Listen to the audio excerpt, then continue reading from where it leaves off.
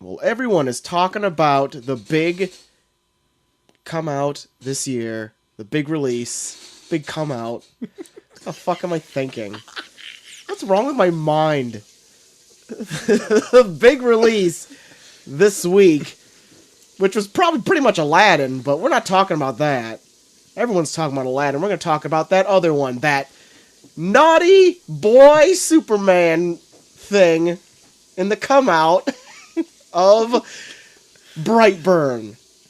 What do we think of this Superboy gone bad? Find out on a very small town boy living in a lonely world edition of the review.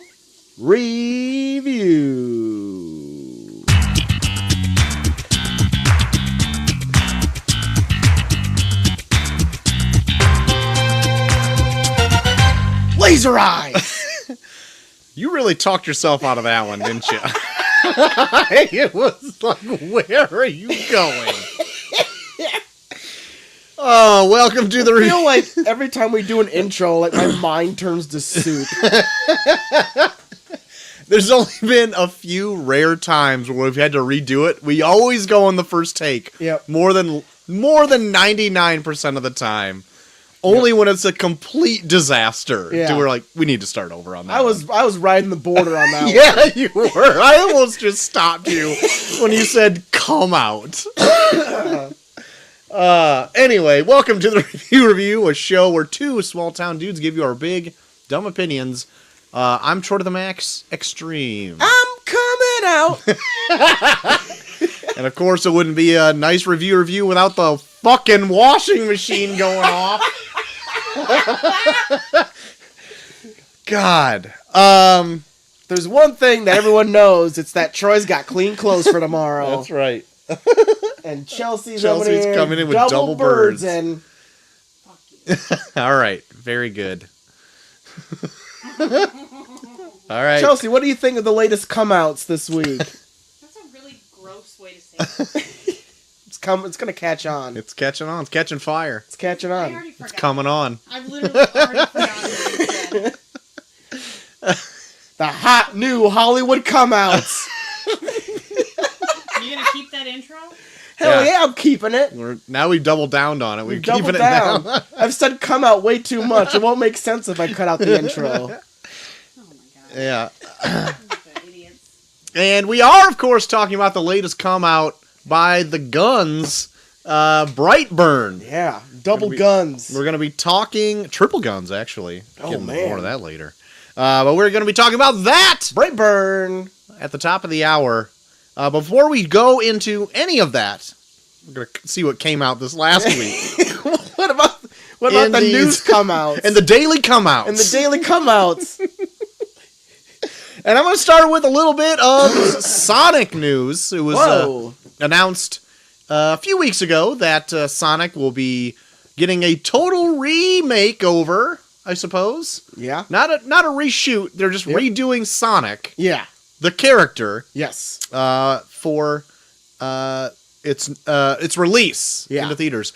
Now, got a word that Sonic has been pushed out a little bit longer, which is, I think, good. Sure. If in fact they do want to fix a movie, they're giving the animators ample time Yeah. to do a professional job at it and not a botch rush job Yeah. for it to come out Redo later their this job. year. Yeah. You know, instead of doing it right the first time, just be like, hey, I guess this does suck. Yeah, I want to know the person that it got by that are like, no, I don't want to do that. Yeah. Stray farther away from its originality. And Let's make it look like a weird pedophile in a furry onesie. How can we do that?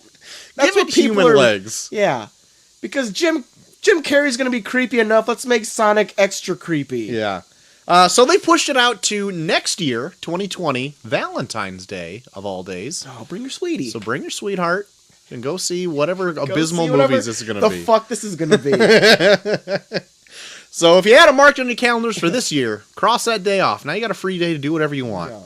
Go see Sonic next year. There you go. All the single ladies out there can go support their man meat, Marsden. Or women meet. Oh, wait. I got what you're saying there. I was already dedicated saying that before you finished your sentence. Trying to be equal opportunity over here, That's Charles? right. Speaking of things being pushed out, the X-Men producer, Simon Kinberg, Yeah. confirms that New Mutants reshoots are still happening, Okay. and it is still on the slate for release, I think now next year. Okay.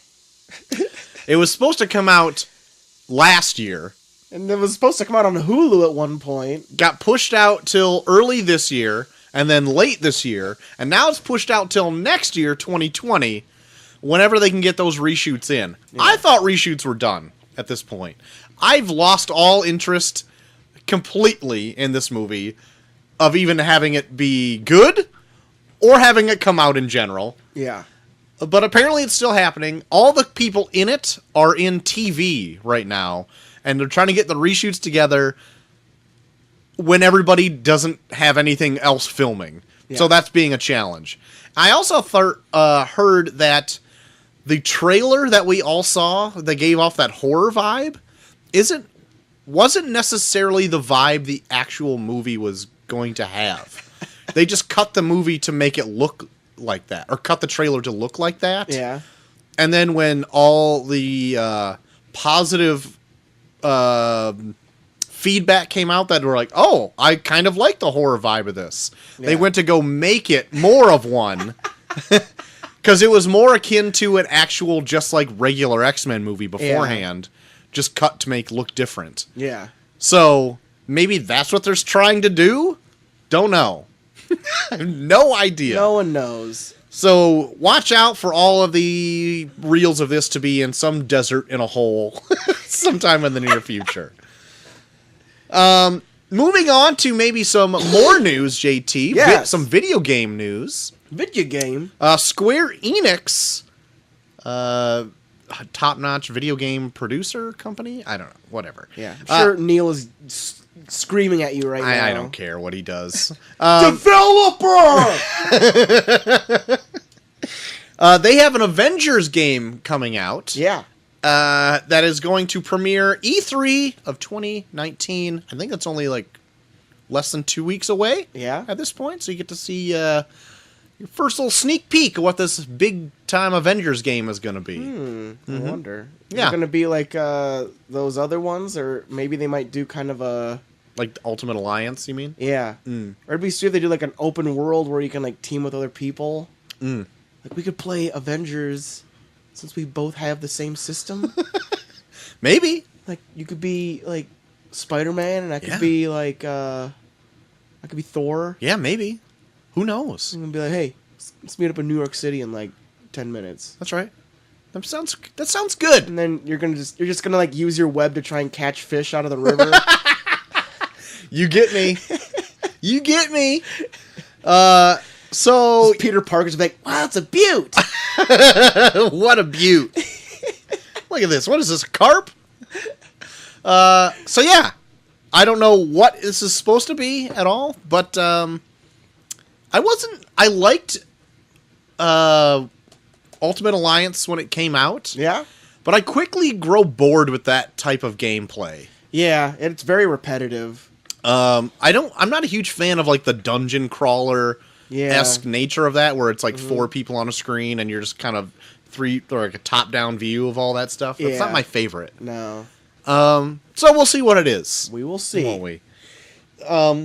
Still on that Endgame Avengers train, keeping track of this to see where it's still falling with that box office. Yeah? Currently, How it's close got is it? $805 million domestic, Yeah? which is very good. Yeah. 2.688 billion worldwide. Yeah. Still 100 million shy of that Avatar, Ooh. and it's still making like a little more than $1 million a day Okay. worldwide. Yeah. And even it didn't make number 1 this last weekend. I think Aladdin toppled it. Yeah. Still. And now with this upcoming weekend out with Godzilla, which is like a big worldwide thing, and then you also have Ma and Rocket Man coming out. It's also I think it's gonna fall probably still somewhere near the top, but it'll be dethroned even further Man. there. So I don't know if it's going to make that extra 100 million. That's still quite a bit of a stretch. I don't know. Especially now since it's been out so long and theaters are probably taking more of a cut Yeah. of the box office than the production company, Disney. Big Disney. Big Disney. So yeah. There you go. I don't know if it'll topple. It'll get pretty darn close. Yeah. It'll make James Cameron just sweat just that little bit more. Jimmy Cam over here kind In his of marinara trench, just Yep. sweating in his submarine. Yep. Dabbing off the beads. producing water while he's underwater. So there you have it. Got two more bits of news that are kind of interesting here. Okay. Not as interesting as the previous, but I'm going to keep going with them anyway. Kind of, sort of. I found this funny that there was an Instagram influencer Yes. that I didn't write down the name of the person because I don't care who it is, but it's Awesome. funny to me that she has 2 million plus followers. I think Yeah. like 2.6 million followers. Yeah. And she's trying to start a new clothing line. Of course. And so she went live with selling it, like a first wave of stuff, to see if she was able to get a clothing line with her name on it. Yeah. She couldn't even sell 36 t-shirts. With even by chance, with 2.6 million followers, even one out of every 1,000, Yeah. that's more than 36. And nobody still wanted anything to do with it. Yeah. Meaning that Instagram influencers are the dumbest thing I've ever heard of in my life. Yeah. I don't know what she was pissed because she's like, well, I put my heart and soul into this, blah, blah, blah, blah, blah. Oh, shut up. Who cares? Obviously, Yeah. nobody cares enough to buy your shit. Yeah. We probably get like 30 listens per episode at like Probably at the minimum at this the point. minimum, yeah. Yeah. We don't give a shit. We don't want you to buy anything from us. No. We just want you guys to have fun. I feel like with our following, if we put out anything, we would get at least probably as much as somebody with 2.6 million Yeah. followers. We would also sell less than 36 t-shirts. Yeah, but you know what? Averages, ratios, we would still be out on top. Hell yeah, babe. Our percentage would be way higher. You Exactly. know why? Because we have loyal fan base. We do. We have people that tune in every week. That's right. Which we thank you. We got OJ. That's right. We got OJ. We got Eric out there. We got Eric. We got El Generico listening every week. Fuck yeah. Keep listening, fellas. And ladies. If We there are we any. like the women out there. That's right. I know. I think our demographic does skew pretty male. Just want to put that out there. But ladies, hey, for a while Judith was writing in. Yeah. Where's Judith?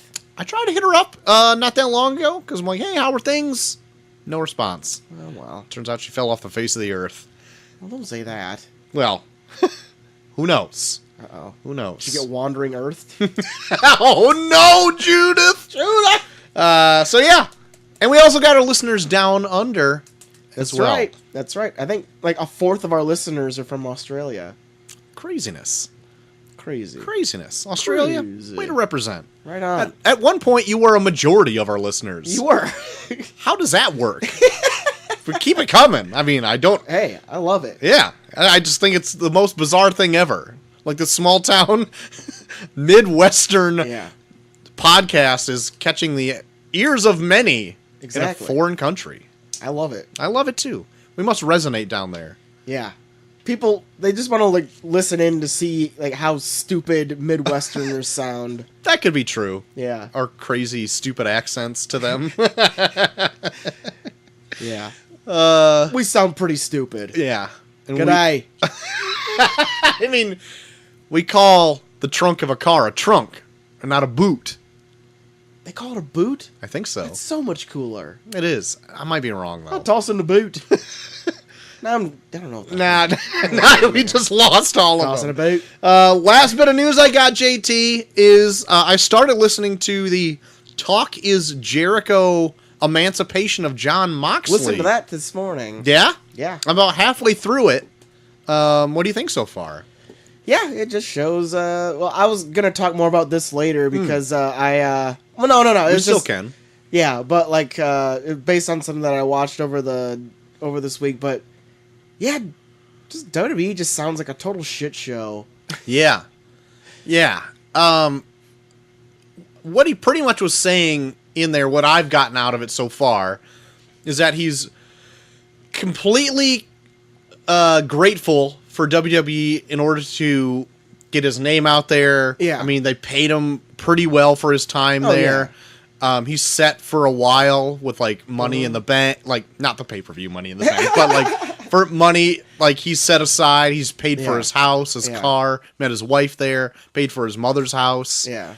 And he's totally grateful towards that.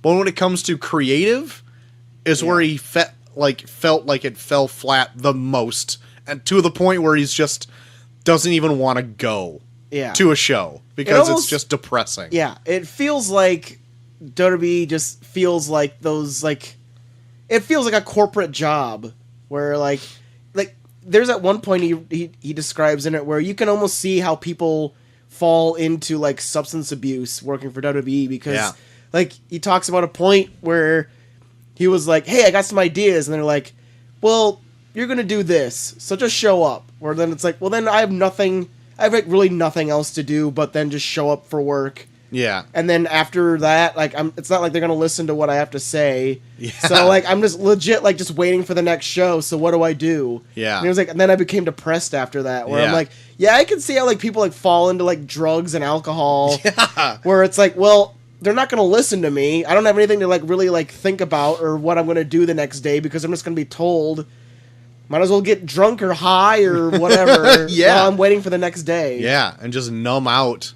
It's like, that's pretty scary. Yeah. I don't know, people don't know who we're talking about. It's Dean Ambrose from WWE, but he goes by now John Moxley. Yeah. Is that what he went by before, too? Yeah, when he was on the Indies, that was his name. And he just appeared in AEW. Yeah. Over their Double or Nothing show that was also this last weekend. Yeah. But it's so funny. It just strikes me as like I've heard so many different stories about how like writers now are just so obsessed with getting their shit on there that they'll write out a whole interview or like a whole promo and throw just a line in there that they know Vince will pop for, so he'll just put the entire promo on there. Yeah. Where it's like, God. It's like you can just put a bunch of like mumbled dog shit out there and then just have a line that says, I hate when people poop their pants, and then it's gonna be like, ha ha! Brilliant! Put the whole thing out there. Yeah. I was like, oh my God. Yeah. To that point, like, he got handed some script for a set of promos, and he saw one thing in there that he knew Vince would just nut over. So he made sure that he didn't see it. Yeah, he made sure the changes were made, and then that was handed into Vince, or else he was doing the pooper scooper comment or whatever it was. Yeah. My God. And it also seems like Vince has like some kind of object permanence type thing going, where it's like, if he sees that you bring up a certain prop, then he just makes you use that prop. Mm-hmm. Or it makes so much sense for like things that I've heard of in the past, where like Jake the Snake Roberts never used to have a snake until he came to WWF, and then it was like, well, we're giving you a snake. I was like, it's just a nickname, man. Like, no, you're getting a snake now. All right. Well, in some instances like that, it does work. Like, that does work, but if it's like a thing where you're saying like, oh, I hate this town so much, I'd rather wear a gas mask, and then you're just like, brilliant, you're wearing a gas mask for the rest of the week. You're like, no. How am I going to do a promo in a gas mask? No one's going to be able to see my face. Yeah. But you said gas masks. Now you have to wear it all the time. Yeah. It's not, I'm just comparing this one to like, maybe like the CM Punk one that came out like years ago. Yeah. Now that they're out, they're kind of like talking about how WWE works behind the scenes. And I find it really interesting that machine, how that works. Yeah. And I'm not getting, I don't think, as much out of it as I thought, I guess. Like, because Punk's was really eye-opening about their medical practices. Yeah. And then this one is more about like creative in general, but I want almost more out of it. Yeah. And maybe he gets more into it. I'm only halfway through. Yeah. I don't know. They talk a lot. Like, the thing that's really rubbing the wrong way about WWE is that it feels like a lot of their shit they do for public image. Yeah. Like, there's like a part in there. Did you get to the part where he talks about how like Vince is like trying to push him to like say something about like Roman Reigns' cancer? Yeah. Well, did you get to like the second part? Because there's like a part where I like just started it. okay, there's like a part where like he's like, yeah, Vince tried to get me to say another thing about his cancer, and he says I won't even bring it up on the. Oh wait, I did hear like that. I said, I won't even bring it up on the podcast because it's like just blew me away because it's like so offensive that it's like, dude, you like work for like Susan, you work with Susan G. Komen, Yeah. and you're like trying to have me say all these lines making fun of people with cancer. It's like, Jesus. Yeah.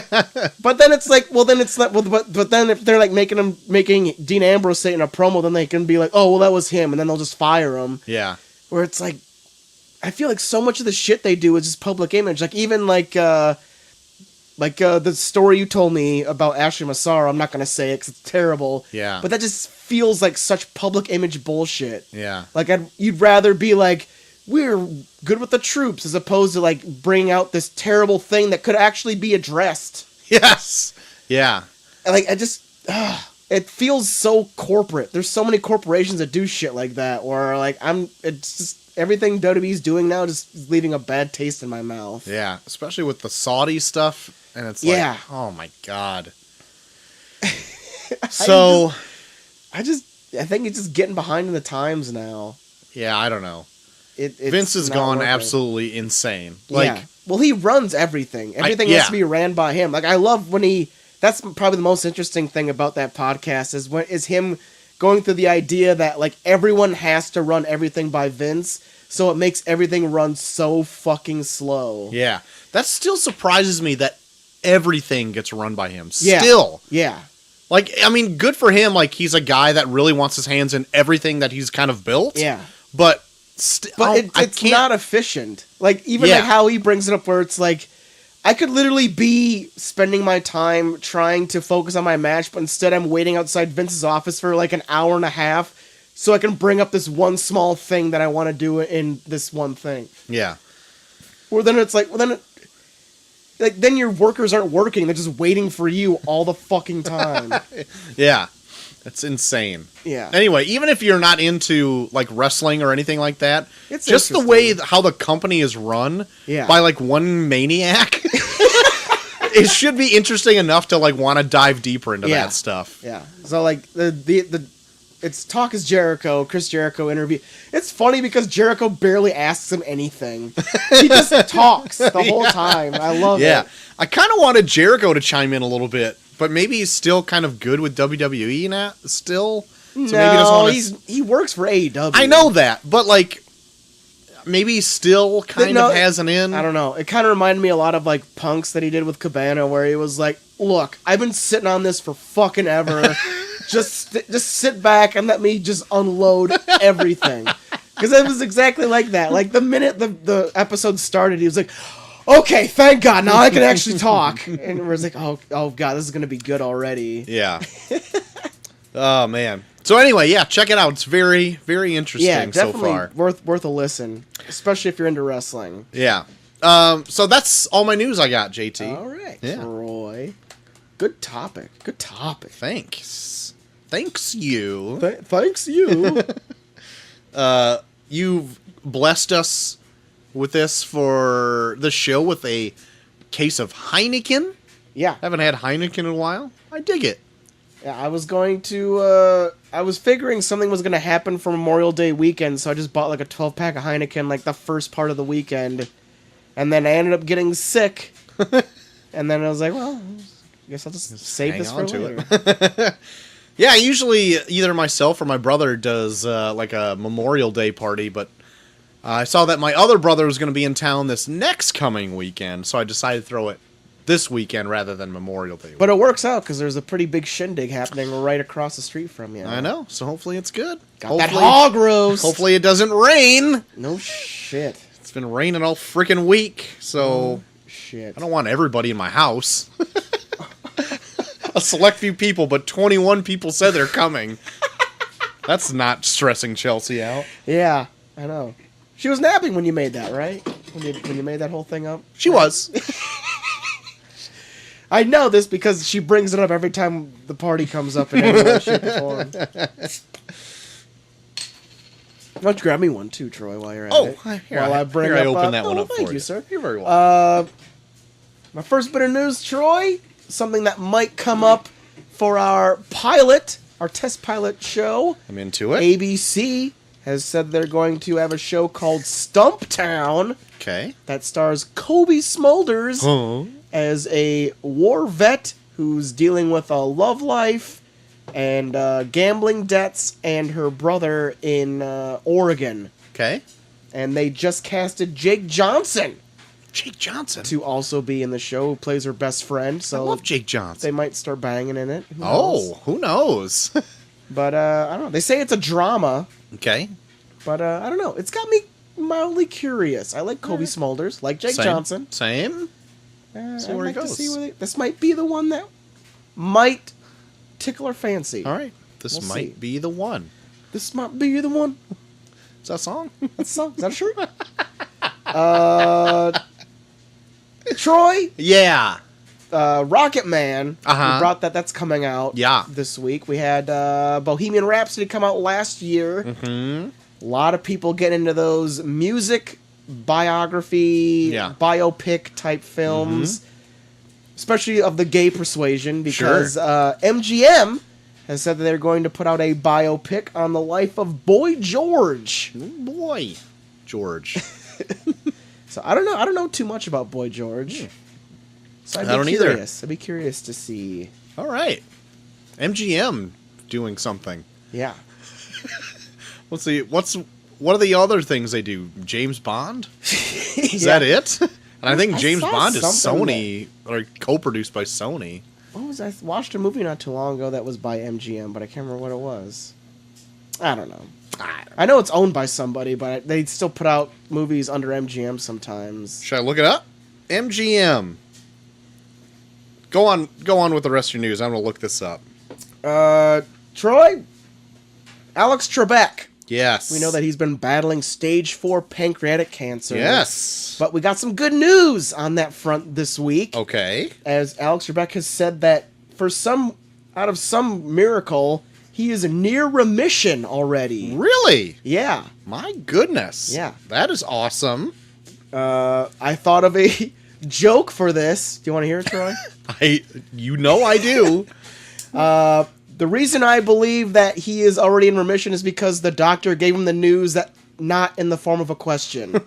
So it didn't count. I think it works. I try. We'll do some work.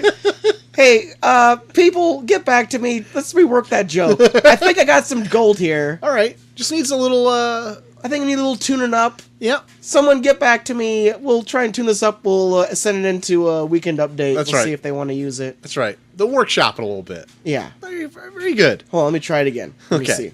see. So, Troy, Yes. Alex Trebek, Uh-huh. who's suffering from stage 4 pancreatic cancer, Yeah.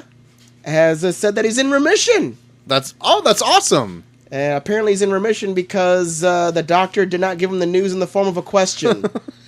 Better! That worked. Flowed better. Better! I like it. Better! I like it. That. That was better. Very good. That was better. Like what There we you go. did there. So go ahead and use that, folks. I think I did it. If there's a better way, tweet us at ReviewReviewPod. Yeah. Give please. us your better delivery Yep. of that joke.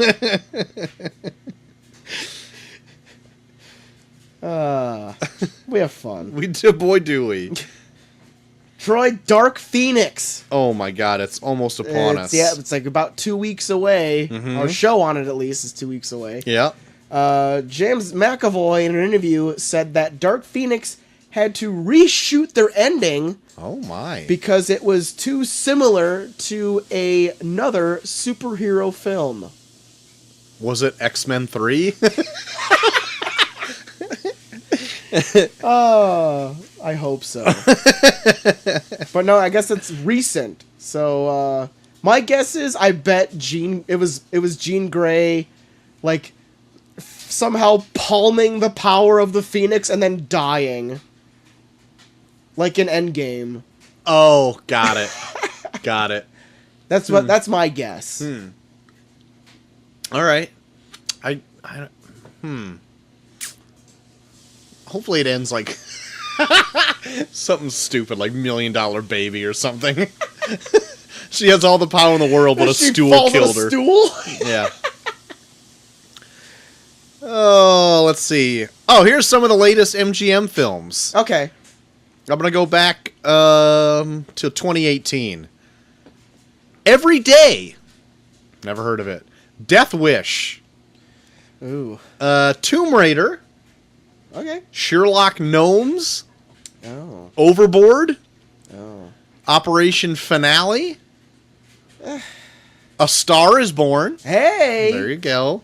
The Girl in the Spider's Web. Okay. Creed 2. It's not bad. Fighting with My Family. That's what I saw. Yeah. And I'll some of bring that those up, are also subsidiaries of MGM as well, but they're under the same banner. Yeah, I'll bring up Fighting My Family and what I've been watching. But Oh, yeah, I remember seeing the nice. MGM logo in something that I watched recently, and that was it. Very good. That was it. That was it. Troy, AP Bio has Uh-huh. unfortunately been canceled by NBC, Okay. but there's been a pretty big uprising on Twitter to try and save it. Okay. So let's hope that it stays through. I've heard a lot of people like trying to get Netflix to buy it up, which would be good. Yeah. Even Netflix or Hulu or something. That'd be all right. AP Bio was pretty good. I'm gonna be honest, I didn't watch every episode of it, but what I did see, I think I saw a good chunk of the first season actually. And it was pretty good. Like there wasn't ever like an episode that I'm like, oh, this kind of stinks. Yeah. It was like Dennis if he was a teacher, like from It's Always Sunny. Pretty much. And Patton Oswalt's in it. Yeah. And that was good. I thought it was pretty solid. Yeah. Yeah. I think me and Molly watched like the first season. We just never got around to watching the second season because we got into other stuff. Yeah. Just so much stuff out. Too much stuff. Yeah. I mean, if you're not like a Game of Thrones or something like that and breaking huge, Yeah. like you're just all these like other just middle of the road shows that are fine and good, but then Yeah. you don't get the spotlight on them all the I know. time. 'Cause Like there's so I much feel stuff. like AP Bio is one of those ones where you just kind of like binge it after Yeah. it's all out. Yeah. So maybe Netflix would be a good I thing. know. Just It- drop that's a just- season at a time. Yeah, it's just kind of weird where like TV is kind of like that now, where like a lot of shows where you're just like, oh, I'm just waiting for it to all come out and then I'll watch it all at the end of the year. Like it's almost kind of taken as, well, this show's failing. Yeah. I was like, it's not failing. I'm gonna watch it, just not now. Yeah. Yeah, I want to know like how the future of television is going to work like that, because I feel like a lot of things are like, yeah, I kind of like that. I'm going to wait for it to be kind of wrapped up and I'll catch it all like when it's done. But like that doesn't do any good for any sort of metrics while it's coming out. Yeah. So that kind of stinks. Yeah. But I even with like streaming networks coming out, like let's say you said NBC has AP Bio. Yeah. I thought it was Fox. Nah, it doesn't matter. No, Whatever. it's not Fox. Whatever. I don't care. Even if they had like their own thing, because I know they're kind of like a part of Hulu. Yeah. But now with the buyout from Disney, they're going to want every part of it. So if NBC makes their own, does that mean there's still... I feel like they'd get less eyes on it if they had their just own separate streaming network. Like if it was just an NBC streaming station. Yeah. And if it was going something on there. Like I feel like it still has more eyes on it coming through a broadcast television. Yeah. And then being picked up by like Hulu or dropped on Hulu or something. Yeah. For like eyes to come on it there, rather than it just dropping on like a channel specific streaming service. So that's why I think like these big kind of like catch-all streaming services are good, like a Netflix. Yeah. Well, now Netflix is its own beast, but like Yeah. Hulu that kind I know. of picked up like 3 networks, different things. Yeah. So you can, because it is kind of interesting to be like, I don't even know, like, would NBC be successful if they started their own streaming service? Because I don't think they would. I don't think they would either. Because I think there's only so much you can do on NBC. Yeah. I mean, maybe they would have specific things like Friends, Yeah. since that No. was that. Yeah, I think it came out NBC. Okay. Yeah. Like I know Hulu has it now, or Netflix. The Office was NBC. Or was that ABC? No, that wasn't ABC. It was NBC. Okay. So I guess it would have those two big things, but then those are just reruns. Yeah. Granted, people on Netflix now just have The Office on all the time. Oh, and yeah, well, Netflix like fucking they like milk that shit. But would you pay for just to have an NBC streaming service just to watch The Office? Well, let's get Chelsea in here. Come on.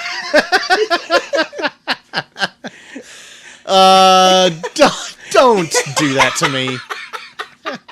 That's a fun question. Because, like, yeah, Hulu, I think, is good, because not only could it come out with its own stuff, but it was also catching ABC, Fox, Yeah. NBC, and a little other things here or there. Mm-hmm. So that was, like, an awesome kind of catch-all of all your TV kind of, like, for the week. Yeah, but now everyone's getting greedy where it's like, well, I can do what they're doing. Yeah. Where it's... It kind of stinks that, like, Disney kind of bought it up, so it's going to be their own thing now. Yeah. Because now I wish there was something else that will be like Hulu, Yeah. but has, like, just a conglomerate of televisions, to Yeah. go on top there. I feel like that's way more profitable for everyone. Yeah. Right. Well, it won't make much of a difference once Disney buys NBC. Yeah, that's true. That's very true. Whenever Disney buys out Comcast Universal. God. In the biggest buyout in history of like $9 trillion or whatever it would be. Yeah. Jesus Christ. And then fucking Eisner's our fucking president. What's his name? Bob Iger? Yeah. I think he's retiring as CEO. Iger, yeah. Oh, really? Yeah. He's They like trying to find hiring a dictator for the next CEO. I think he's trying to find his replacement like as we speak. But he's like has like plans to retire next year. Oh fuck. Yeah. That's going to be like the fucking It'd be like the royal baby. No shit. Yeah. They're probably gonna like have like white smoke come out of a chimney when they announce the next CEO of Disney. Oh my god. Oh. Yeah. Insane. What else you got for me? Troy, Taika Waititi's Akira. Yeah. Still in the process of being made. Okay. Right now it is gearing for a summer 2021 release. Okay. All right. So that'd be interesting to see. We did a review on the animated Akira. Uh-huh. So go ahead and check that out. Yep. But I'd be curious to see what they do with this. I would be as well. I think it's an odd thing to come to like a mass market. Any like anime that's come to like live action, especially from like an Eastern to a Western remake of it, never really goes off very well. I know, Ghost in the Shell was weird as fuck. Yeah. It just works better. Some things just work better as animation. Yeah. And when they're trying to adapt it, it just comes off as weird and it doesn't have the same vibe. Yeah. I don't think it catches like a mainstream audience. And they try and make it appeal to like more of a mass audience too. Yeah. But I don't know. I have faith in Taika Waititi. I think like even if they do try and make it appeal to more of a mass audience, I think he'll find a way to still make it fun and still harken back to the subject material. Yeah. Granted, I haven't read all of the subject material because there's like 10 huge books of it or more maybe. Yeah. And the animation, it feels kind of jarring because you can definitely tell like they didn't have everything in the animation. Like there's some moments where you're like, so made a jump here. Why is he a big blob monster? Yeah, so I don't know if he's gonna adapt more from the material into it, but even then, like, it seems like a fairly serious and a tad dour of a movie. It just doesn't seem like the vibe Taika Waititi usually gives off. Yeah. At least that we've seen from him already. Yeah. I mean, we've seen plenty of directors that taken a shift. A shift. Yes, very well said. Thank you. Thank you. Oh, thank you. My last bit of news, since we're talking about releases, A Quiet Place's sequel is set for a March of 2020 release. It's pretty much right around the corner. Yeah, it's getting there. So I'm curious what they would do with the sequel. Mm-hmm. I don't know what they would really go from there. Yeah, I don't know. I'm not necessarily interested in a sequel so much. I kind of just like where it kind of left you off, like just leave it to your imagination of what kind of happens in this world. Yeah. Sometimes I just like that. Yeah. I don't need a follow-up Yeah. so much. Maybe But I it's mean, the if they money. got a good idea, then who do I... Like, there's not really a bad idea out there. It's money on the table, motherfucker. Yeah, anything can be good, I suppose. Money on the table. Oh, one more bit of news that I just remembered. Whoa. So take this with a grain of salt. Okay. But I got this... Salt Thank you. Bay. Salt Bay it all over this shit. There was somebody who, before Endgame came out, predicted almost everything that happened in it. Like, even to the point where Thor is fat and all this kind of shit. stuff. Like, specific stuff. So either it was close to the production or something to like that, or had like somebody on the inside. He's also came out and said of what's coming down the pipeline for Marvel stuff. Yeah. And they're not going to do... This is what he said. I don't have any super specific stuff like character-wise, but that the movies will take more of a shift, and it'll be not like a 10-year span of another epic, Yeah. but it'll be like a year to a year and a half little arcs. So Okay. they'll just do like... If they're doing 3 movies a year, it'll probably be like 2 years, and then that'll kind of wrap up like a mini arc. Okay. And there'll be kind of like stuff happening on Earth, and then stuff kind of split out into space. Yeah. And they might not cross each other. It'll be kind of happening in 2 separate areas. Okay. So, does that sound interesting to you? I feel like it's probably the safer thing to do because, like I said, it feels like even though it's still popular, it feels like the comic book movie is on a bit of maybe borrowed time. Sure. Where it's like I think right now it's like the last 10 years I feel like it was safe enough where it was so big to where it's like we can ride this out. But now I think it's to a point where people's attention span is not as it was, so now they're maybe playing it more safe. I don't know if it's that or Endgame kind of gave him like a clean break. Yeah. And even with its competition, like DC, yeah, they came out with stuff like Aquaman that won crowds over. Yeah. And Shazam was pretty well received. Mm-hmm. We got Wonder Woman 84 down the pipeline, which people Yeah. are like wanting to see. But kind of after that, anything they've already had in production, like Ray Fisher and Ezra Miller, after the next 2 days, are no longer under contract for Warner Brothers Pictures for DC stuff. Yeah. So don't look forward to seeing any of those solo movies anytime soon. Yeah. So they're gonna. I mean, I know you got like Joker and all this kind of stuff, these one-off stuffs that are maybe coming down the Yeah. pipeline. Yeah. But like, does it make me any more interested to see them because they were doing like now one-off kind of stuff? Yeah. Not really. Like I have to now. I'm going trailer by trailer. Just like, yeah, that looks good. Maybe I'll see that. But like, even then, like, I'm not as stoked for what's coming for the future now. Yeah. Than what I once was, especially for the next few outings for like Marvel films that we already know that are starting. Yeah. Like a Black Widow movie, I'm like, cool. Like, Sure. I was fine with kind of what we were given during like the whole like Infinity arc of like little, you can just kind of piece together a history. Yeah. And like I heard that the Black Widow movie is not going to be like a full on prequel like way in the past. Yeah. It's kind of what's happening. I think what's happening between us 2 sets of movies that already happened. Okay. I think like Civil War and Infinity War maybe. Oh shit. Like something like that. Maybe I'm wrong with those movies, but Yeah. it's something like in between 2 movies that we've already had come out. Oh, cool.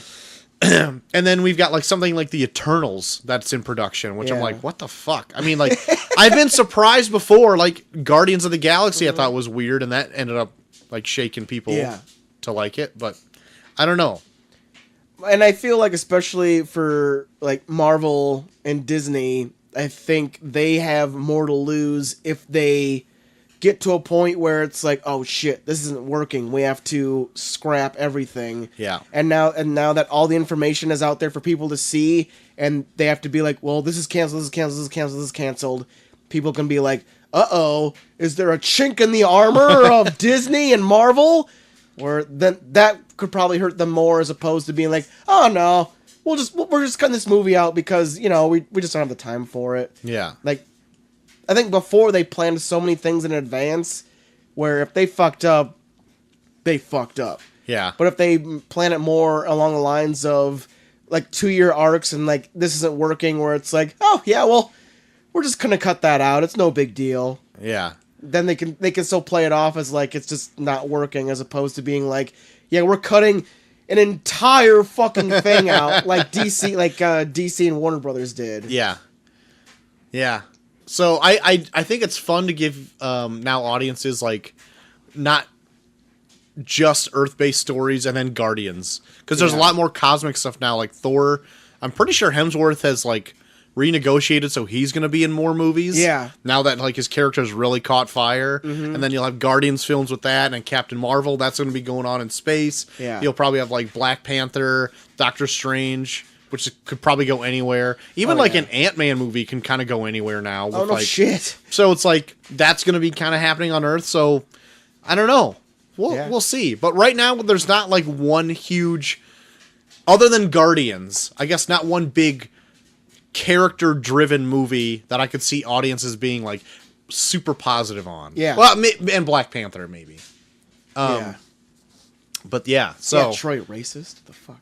sorry, Black Panther didn't take me by storm. I'm just gonna say it. I've said it before. We'll go back and listen to our review of it. Yeah, we weren't that high on it, but hey, it's good though. Yeah, it is. I mean, all of them are good. It's Yeah. just some of them wave into public zeitgeist. Yeah. Yeah. Anyway, that's all I got on that. That should cover our news. We went forever on news. That's all my news, Troy. And All I right. don't think there's any bits. We had some pretty big bits the last couple of weeks, Yeah. so it's Good good to to finally have a have a nice open week with nice no open week of huge deaths. no huge deaths. But there are things that are done. You bet there are. And I only have one actually. Yeah, I'll just say I have one. I watched 2 trailers, but one of them isn't really worth bringing up. So So we got Terminator. Terminator. Great. Terminator Dark Fate. Yeah. I don't like the title, but It's not. it's whatever. Another jump into the Terminator universe here. Yeah. We got another. Apparently, this is also a start of another trilogy. Apparently, someone is going hunting. That song in the trailer. So the first time I saw this, it was actually when I was scrolling through Facebook, and it just kind of auto-played, and I didn't watch it with any sound. Yeah. And then I think it was almost better without it.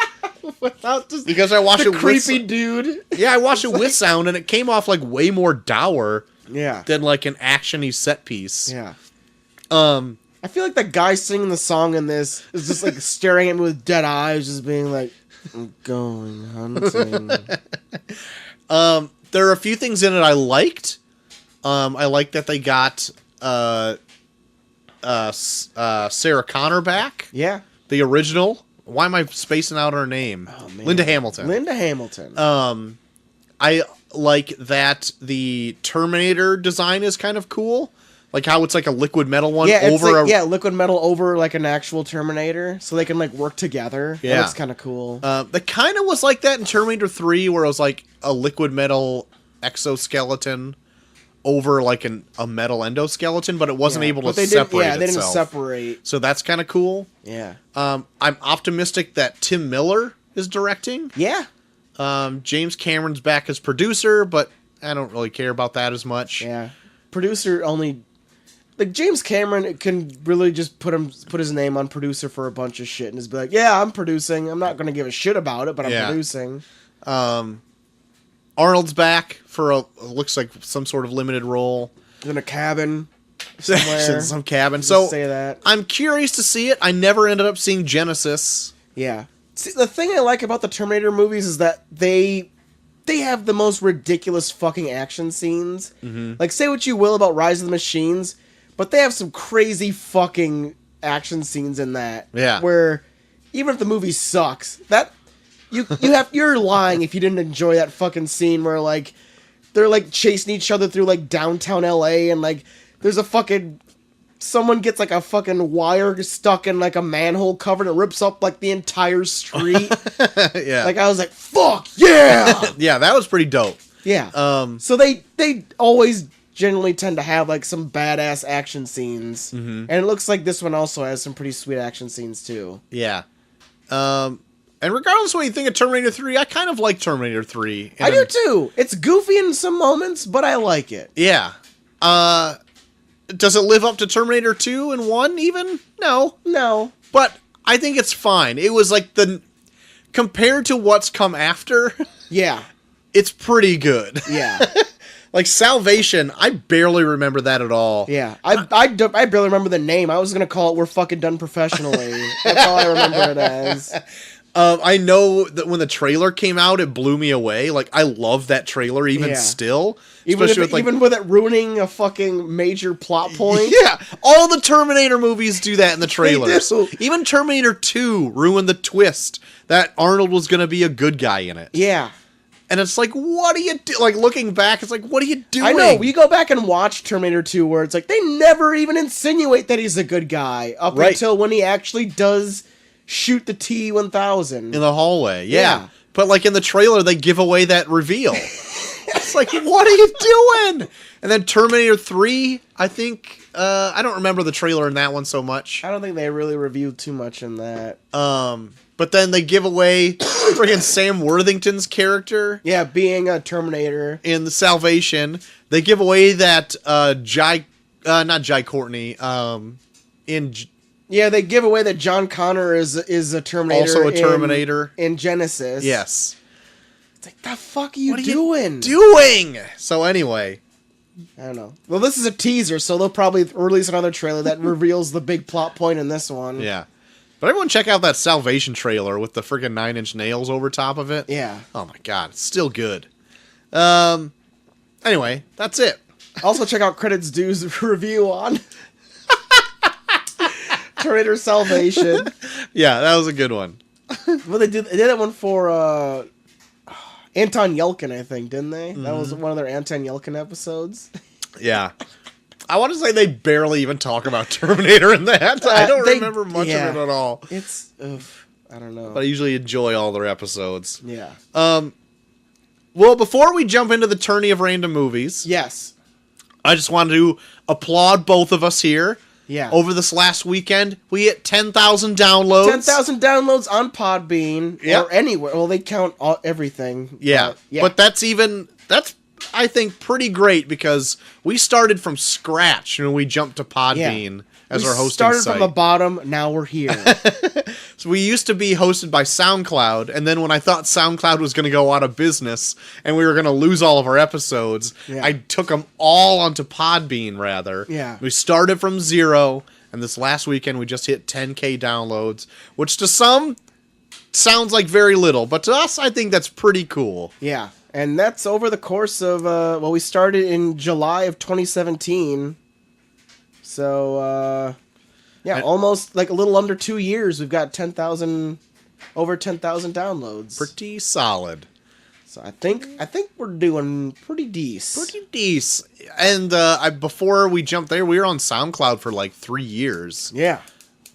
I mean, we put in the work. Okay? All right. And we got to thank all the fans out there downloading all these apps. Thank you, all you peeps out there, for listening to us each and every week, even though this is, like I always say, this is literally like our poker night where we just get together and watch a movie and then drink beer and talk about it in dumb manners. Yes. Yeah. It's great. We fun. don't get anything from this but camaraderie. Exactly. That's it. Yeah. It literally gives us a reason to not talk to each other over the rest of the week. Yeah. It's ruined our friendship completely. Yeah. We're literally hollow shells of people. But what do we got for the tourney of random movies this week? Well, Troy, I'm changing it up because you brought up an idea last week that I'm kind of into. All right. So, of course, first I'll say the winner of this week's was, of course, we had Neighbors versus Wild Hogs. Mm-hmm. Did you see one, Troy? No, I did not. Well, Troy, my begging did not work because Wild Hogs fucking beat Neighbors. God. All right. So, yeah. So, Wild Hogs is moving on into the tournament for our quarterfinals. Great. Alongside The Conjuring, Misery, Warm Bodies, A Goofy Movie, King Kong, Monsters, Inc., and Alita Battle Angel. All right. So, Troy, for this tournament... God, Wild Hogs, 71%.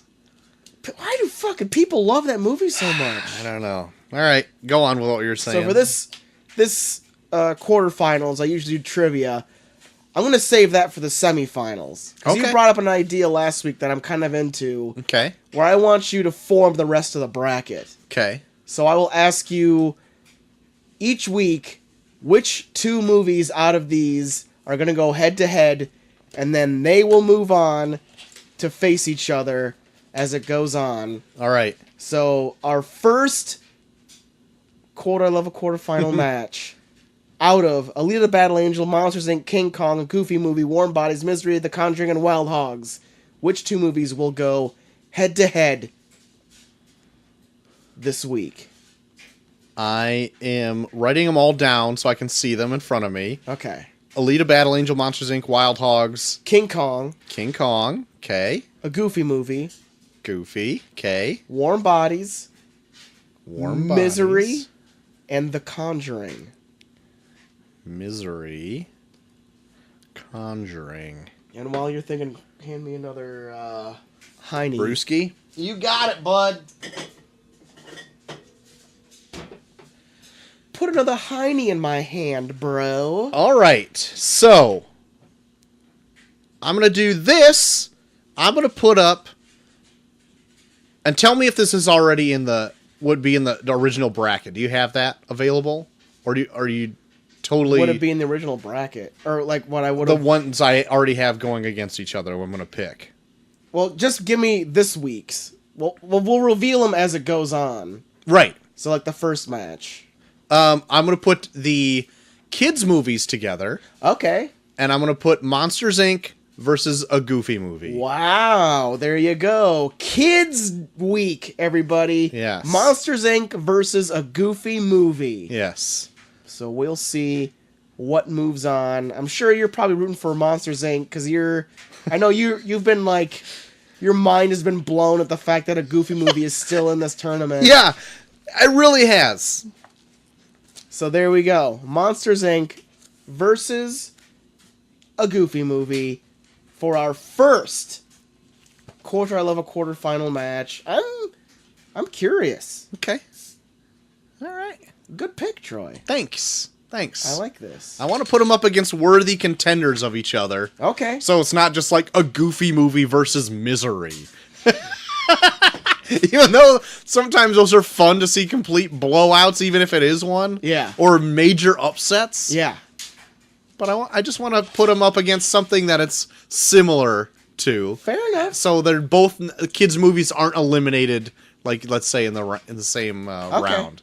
I think this is a fun way to do the tournament from now on. Okay. I'll lay out the bracket, and then you lay out the rest of the bracket. Okay. From then on. Okay. A good second round mix 'em up. Second round mix 'em ups. There you go. There you have it, people. We got A Goofy Movie versus Monsters, Inc.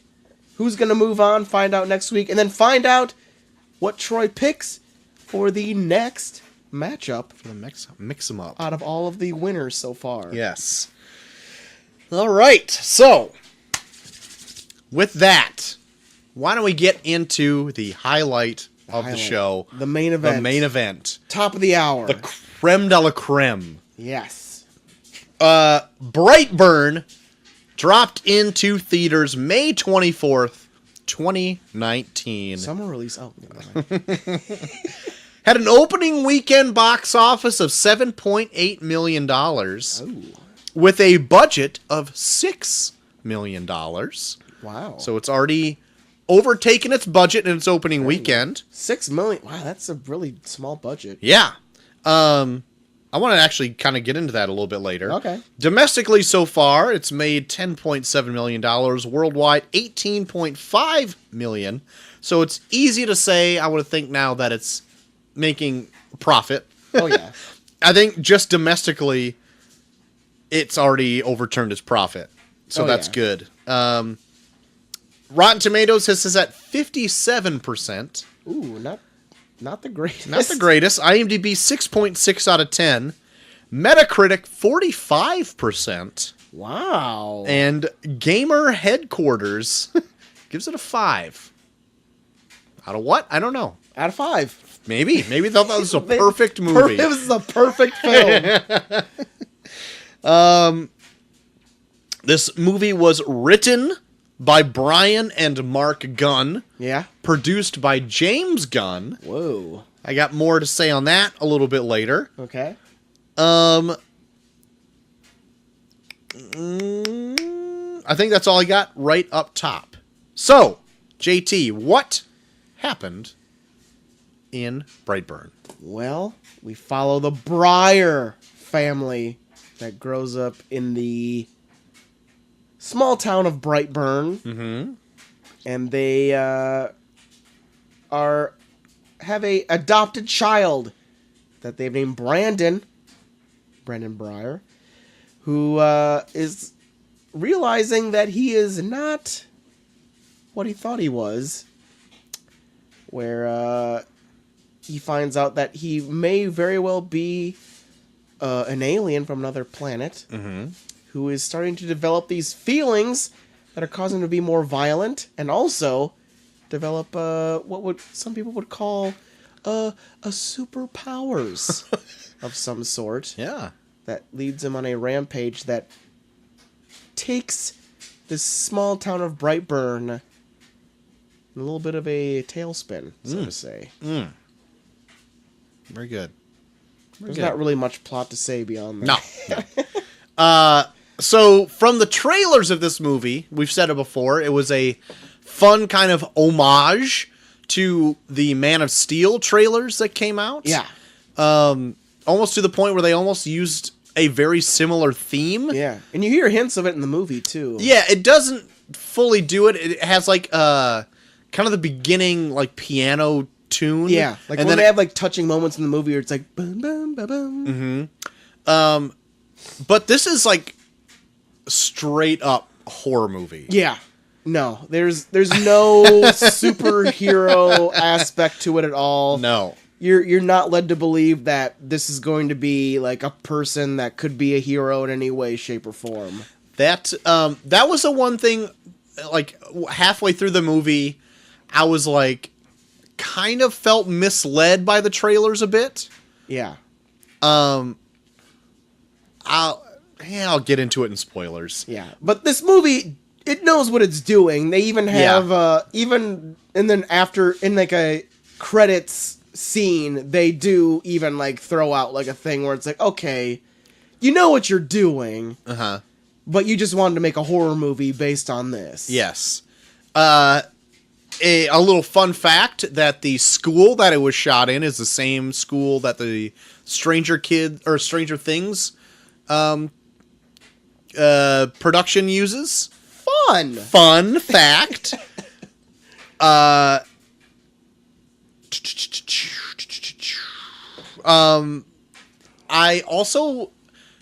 liked the fact that this $6 million budget was stretched, because I couldn't have told you that it was made for so cheap. Yeah. Compared to like other movies out there. Yeah. Like there's not a whole lot of locations in this movie. Like maybe 3 huge ones, like the farmhouse, the school, which is minor, and like a diner. Yeah, there's not a lot of setting in this. Not a whole lot. So like, and they probably filmed on, maybe except for like inside the barn, I think they probably filmed just on location, which looked like fairly inexpensive to shoot at. Yeah. The one thing probably James Gunn got really good at working at Troma was to how to stretch a budget to its maximum. Yeah. Like I don't even know what their highest cost of something was, but like probably maybe getting Elizabeth Banks on Yeah, this. yeah. She's probably the biggest star in this. And even like who she plays off of, David Denman, who is Roy from The Office. Yeah. I really like him. Dude, he those was two are actually fucking really good. good in this. They are. Yeah, Elizabeth Banks is good. Like, I feel like most of the problems I have with Elizabeth Banks is mostly based on her character, but yeah, David Denman, you said his name was? Yeah.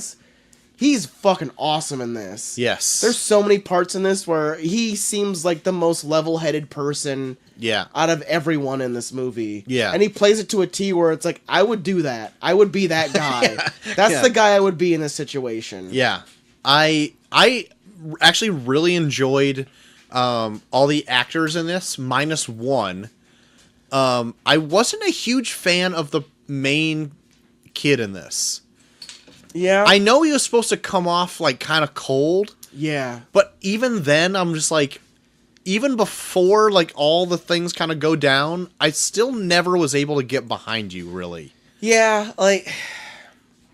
But this is one of those performances where I don't know whether to hold it against him or hold it against what they wanted him to do. Yeah, I was on the same boat, but like I was really enjoying the mother and father in this, David Yeah. Denman and Elizabeth Banks. Yeah. I thought their relationship seemed real. Yeah. I really like them both in this as their performances. Oh, yeah. I was just really happy with that. Like even like their interactions with secondary characters. It's like that just seems like a real reaction Yeah. to something like this. Like their kid taken to the office and this bitch of a mom is like just bitching them out Yeah. for whatever reason. Even their reaction to her is just like, shut up. We'll deal with it ourselves. Don't tell us how to raise our son. Yeah. Kind of stuff. Yeah. I really enjoy that. And then when shit hits the fan, I think their reactions, I think, are genuinely warranted. Yeah. On both sides, because both of them are kind of have conflicting ideals on what should be done. Yeah. But I like that each one of them had a very strong argument Yeah. for the other. Like, I'm not a parent, but I do feel like Elizabeth Banks' character, and maybe that's just what she's supposed to do, but I feel like she's way more lenient on things to a point where it's like, I mean, it's fucked up, though. You have Yeah. to admit it's fucked up. Yeah. But she never admits that it's fucked up until it's way too late. Yeah, I mean, Like, there's a but scene... I feel it needs to have that in the movie. Yeah. But there's like a scene in here where I was like, man, it would be Yeah, so yeah. cool. It'd be so cool if like she did this in this one scene. I'll bring it up when we start going into spoilers, where like she finally admits that it's way too fucked up. I'll bring it up when we talk about spoilers. Sure. But yeah, like I do agree that you do need like that character that's so. Like still behind him. Yeah, that's still trying to be like that protective parent to the point where it's like you do realize now you're killing people Yeah. doing this. Yeah. I actually I'm going to say this now and not leave it for spoilers, but so the movie is like a straight up like horror movie. Yeah. And going in, I thought it was going to be more of like a deconstruction of like the Superman motif. Yeah. It uses that as a shorthand to get you places. Like Yeah. everyone knows the Superman origin story. Yeah, It's a crashed spaceship with a child inside, and now they're raised on Earth by a kindly Midwestern couple. Yep. They use that ideal to use a shorthand to get to a point, which I think is fine. Like everyone knows that story. Yeah. But then after that, I feel like it jumps so quick to get to what they want to do Yeah. that I would like to see more of that middle ground. Yeah. To see more of a transition to how they get there, because I find that as a more interesting idea than where they just jump to pretty quickly in the movie. Yeah. And they do present an idea in here to try and make it make sense, and I like that. But I don't think it works for what they're trying to do in this movie. Because they do a I feel like they do this so much, but they do a classroom foreshadowing in this, where I was like, okay, I get it. And then what they do in it, it's cool, but I feel like that combined with a Superman origin type of story, Yeah. I feel like it's almost too much. I almost kind of want those separate. I'll talk more about that in spoilers when we start Okay. talking about everything, but yeah, I feel like they take something that could be a cool story in and of itself, and they just use it as a roundabout way to explain why he's going crazy and killing people. I don't really have much to say that isn't a spoiler, but I was kind of going into this and seeing where it was going, even like halfway through.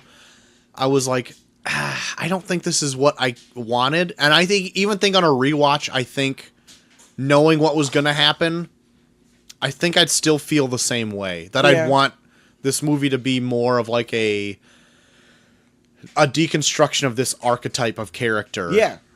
Rather than just like a jump scare horror movie. Yeah. I know, like, the movie presented itself as, like, what if Superman, like, experienced things in his life that turned him to this. But then it just kind of turned into, I want to do Superman raise a dick. Yeah. But I've already seen better. I've already read things better than that. Yeah. Already. Oh, yeah. You've brought up things on this show that's better things of that. Yeah. And I don't know. I hate being like super like saying shit like this on there, but it just feels like they took a lazy roundabout way to get to I want to do Superman killing innocent people. Yeah. Yeah. So anyway, with that out of the way, would you recommend going to the theater to see this? Not to the theater. Maybe rent it because like you brought up James Gunn and his trauma past. There's some trauma-esque fucking shit in here in terms of violence. Yeah. Good lord. One in general. Two in general. I might have. Oh, yes. Yes. Two in general. Oh god, I'm choking. Oh, that being said, I also really like the uncle in this. Yeah, Badger. Badger from Breaking Bad. I love him in everything that I see. Yeah. So when he showed up in this, I'm like, hell yeah. And Steve Agee's in this for a little bit too. I love yeah. Steve Agee. Yeah. He has like 0 parts in this except for one scene. And I'm like, I love more Steve Agee. Just Yeah. give him to me. Okay. So I would also say go ahead and rent this as well. So spoilers from here on out, if you care about spoilers. Yeah. So I've already said that I was kind of disappointed that this was like just a straight up horror movie. I felt like it really dove heavy into being horror, but not great horror either. No. Like it did a lot of jump scares in this. I'm like, is this all this is gonna be? And a lot of like just those horror scenes where it's like, hello? Yeah, and it's just quiet, Who's quiet. I'm here? like, just jump out already. Yeah, like just fucking kill. This person's dead. Just fucking kill them. yeah. So, and the one thing I want to jump to as well, so it does like the rocket ship to Earth really quick, and then it does a time jump 10 years later, Yeah. where it's like, okay, like, I don't really need, it does like a montage and then 10 years later. Yeah. Like, I don't really need to see like the entire upbringing from like a toddler up It was till they're funny like because 12. they totally took like fucking home videos of this kid and they just kind of put like Elizabeth Banks voiceover over it. Yeah. That Yeah. was so funny. Like you can even see in the videos, like they found ways to like cut out the heads of like the parents actually pushing the kid around. It's like, look what Dad's doing, and Yeah. it's just like you're just like this big black figure just pushing the fucking kid around in like some kind of like toy. Yeah. So then when it jumps to make in time a little bit, it's very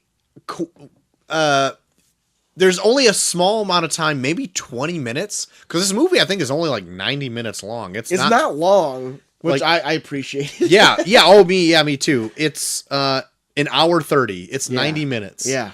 And I think 20 minutes of it, if that, are just the points where you're trying to get to know this kid. Yeah. Up until where shit hits the fan. Mm-hmm. And I think wasn't enough time, because in that amount of time, I never really got behind or even really liked this kid so much. You kind of got to witness him getting his powers for a brief stint.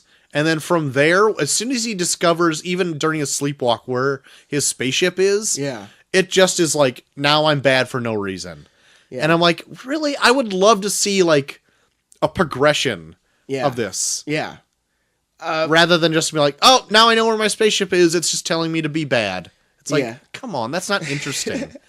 Like, from what I gathered, because I got brought up earlier that they do which is done so much nowadays, they do the classroom foreshadowing, especially when they do with kids where, like, there's a lesson being taught in class, and it just so happens to tell you, like, what the plot of the movie is, pretty much. Yeah. And then this whole thing where, like, the teacher is teaching this class about how there's two different kinds of wasps in the world. There's, like, the ones that are, like, the breeders, where they all they pretty much, like, come together and give birth to a bunch of wasps. And there's, like, the predators, where they come in and they, like, basically give the breeder class, like, their young, and they bully them into raising them as their own. Mm-hmm. And, like, a part of me, like, I liked all that, and then it also kind of, like, made me think about, like, well, that's a cool concept where it's like, what if there was two type of human, like a breeder human and a predator human, where it's like, so if puberty is supposed to be where it's like, you're developing all these feelings for what you're supposed to be, us humans as breeders, where it's like, oh, well, shit, well, now all this stuff is happening to my body, where it's like, now I'm, like, looking at women in a certain way, and I'm looking at sex a certain way, and now I'm masturbating. What would that be to, like, what would be considered a predator human, where it's like, I can't kill myself. I can't do, like, I can't do violence to other things without it garnering attention. Like, I like that idea of it, where it's like, he's now entering puberty, and now he has no outlet for the feelings that he's coming across, which is, instead of sex, it's violence. Yeah. So I like that idea of it, but the fact that they're now bombarding with a bunch of, like, Superman lore, it's like, well, then it doesn't, it kind of takes away from it. Like, I would like it where it's like, if they adopt this kid, and there's nothing super about him, they just kind of maybe, like, find out where it's like through his DNA or some shit, whatever, where it's like, well, no, like, he has, like, this chromosome in him that makes him this predator type human, where when he gets into puberty, he's not a breeder, he's a predator. And that's what caused him to be a bully, and what causes him to do these violent things, to where it's like, well, I even love where it's like, the kid never shows like he's gonna ever kill his parents. Like, he still seems like he genuinely loves his parents, but it's just like, when they finally take it in their own hands, that they're like, we have to stop him, is where he's like he seems like genuinely hurt that they're gonna try and kill him, where it never really registers to him. And that's like, yeah, the kid's not the greatest actor, but those are the kind of scenes that I like the most, where it's like, I trusted you. Like, I'm giving in to my feelings, and I trusted you, and now you're turning on me, and now I have to kill you. So I like all that stuff, but like I said, this movie, it feels so much like what if Superman was a dick, where it feels like all that stuff is thrown to the wayside. Yeah. I feel pretty much the same. Like, yeah, I kind of forgot about that classroom scene where it kind of foreshadows the whole movie. Yeah. Where it's like, oh, there's honeybees and there's wasps and all there's this like, kind of what stuff. was it? We did a movie where it was, that horror movie we did. The one with the cult. The one with the cult. Where the one daughter loses her head. I don't remember. God damn it.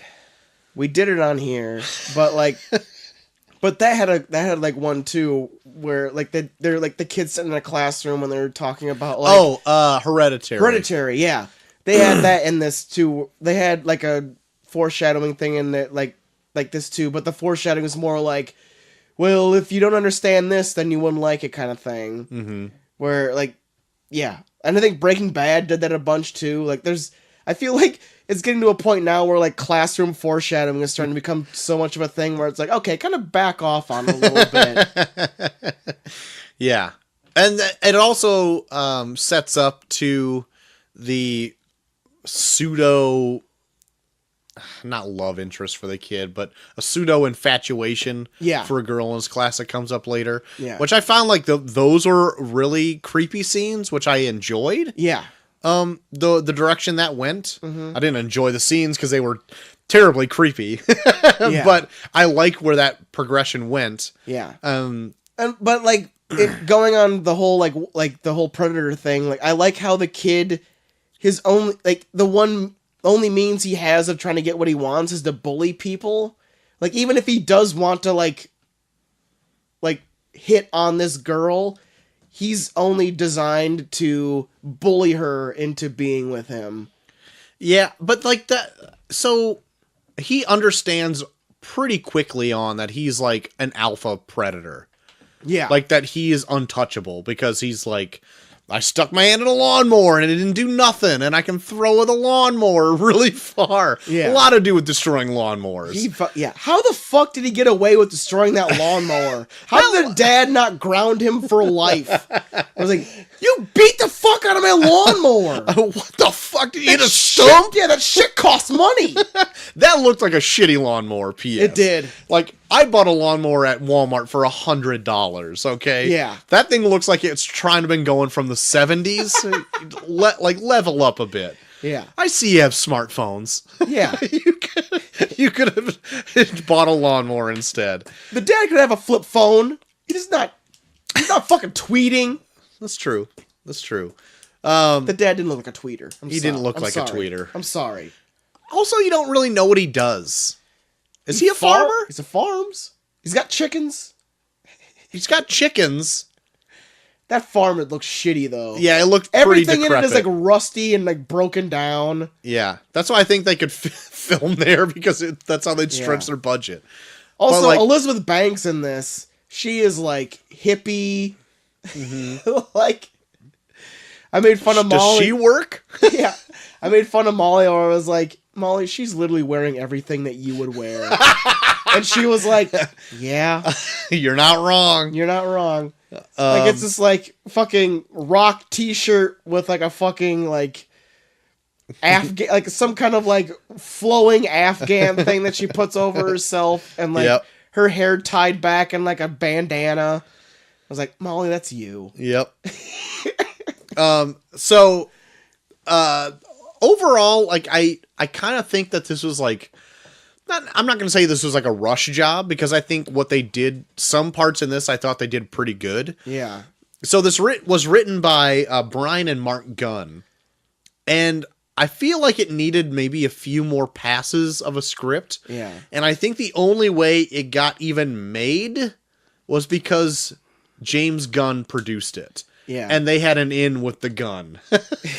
Mostly because their last names are the same. Yeah. Well, I'll say the main reason I think it got made is because it's such a critique on like it seems like such a critique on Superman.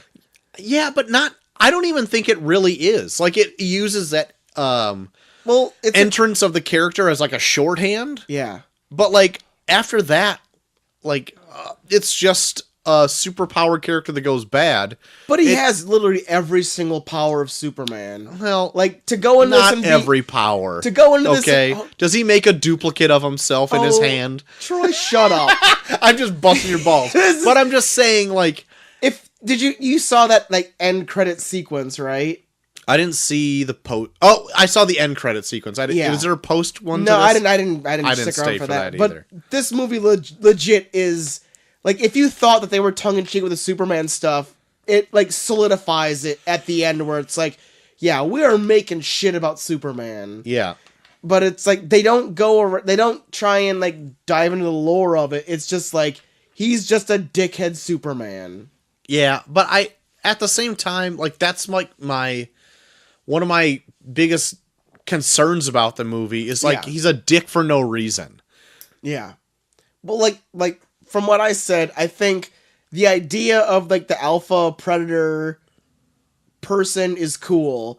The idea of developing a Superman who ends up being evil is cool, but combining those I think is too much to where it just feels like, okay, now you're just being lazy. Like, I feel like developing either of those would be cool, but then just combining them and giving that as the excuse for why this is this, I don't think it adds up to like a full-fledged story. Yeah. I feel like if this movie had maybe 15 more minutes tacked onto it, and you got to see like a progression of how he gets to where it is, I would enjoy this movie a lot more. Yeah.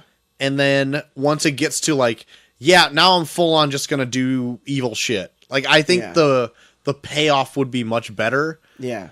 And I could get behind more of the character. Like, if he, like, so, for instance, the lady who runs the diner and her, like, horrible trauma scene where she pulls the glass out of her eye, which I'm like, that was a pretty good effect, and I think it was practical.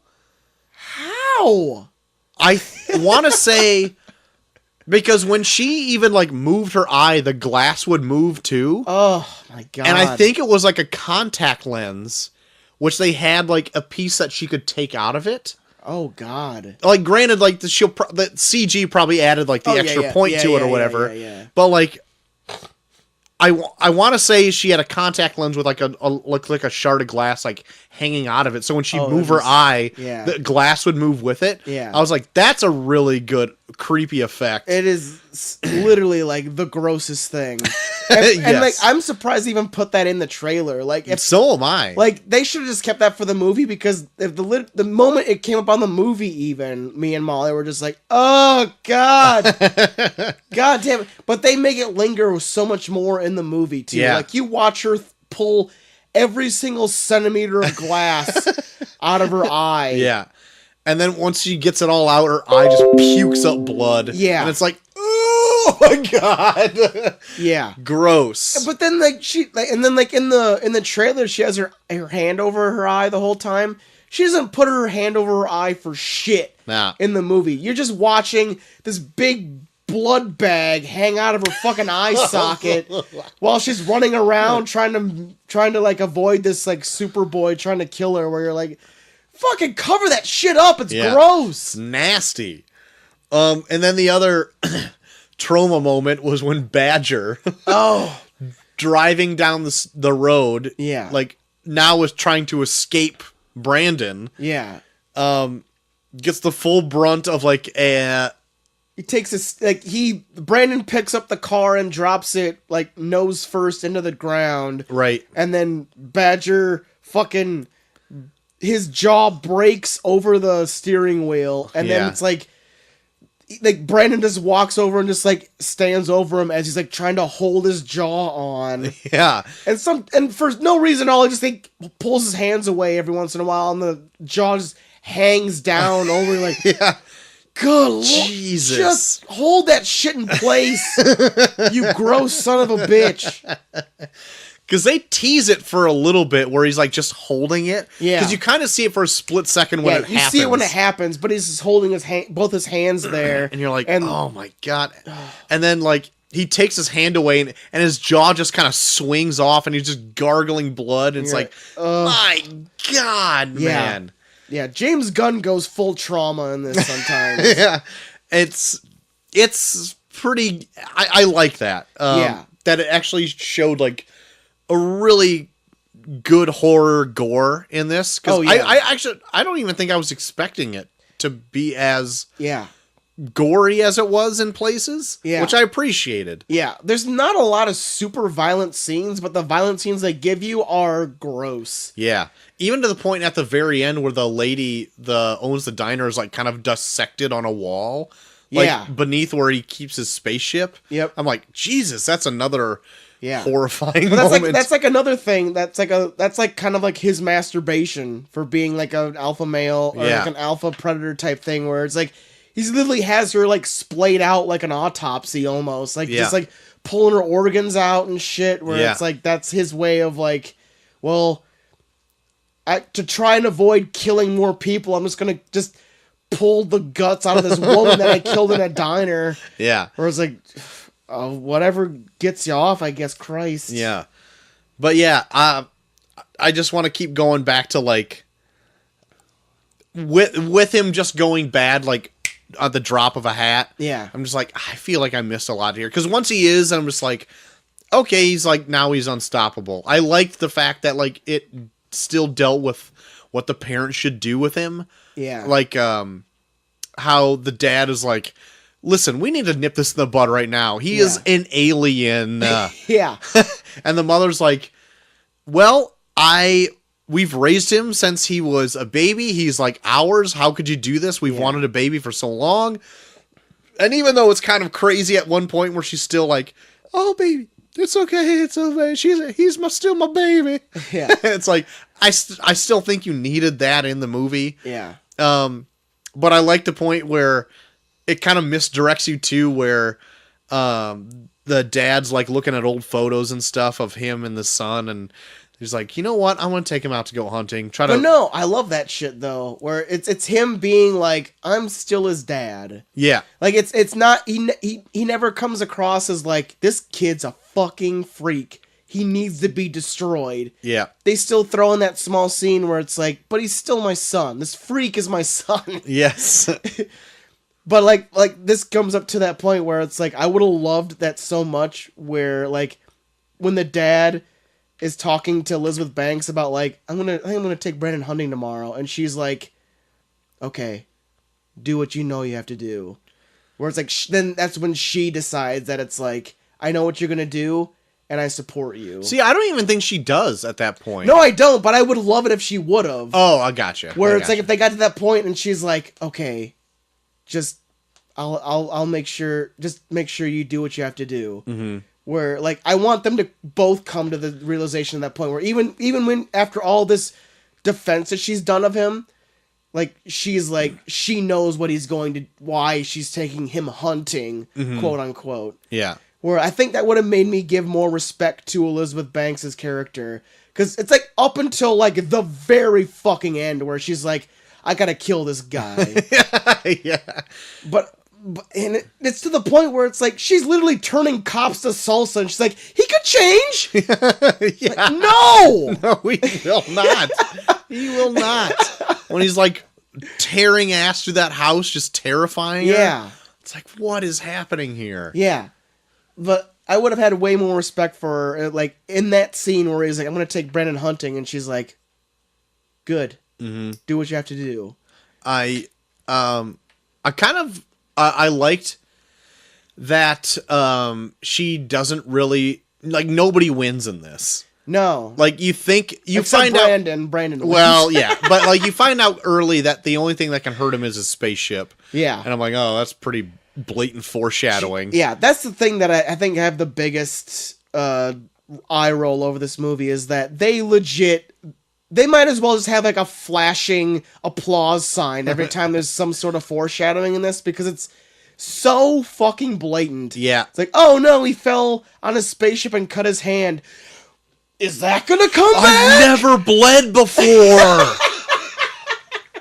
Is Yeah. that gonna come back in any way? That was another negative I gave this film too, that I found it completely predictable of where it was Yeah. going to go. This movie was borderline, might as well have fucking Blue from Blue's Clues just put his paw on everything that's gonna come back later. Yeah. Where it's like, how should we defeat Brandon? Blue just put his hand on his spaceship. The one thing Should we use the spaceship?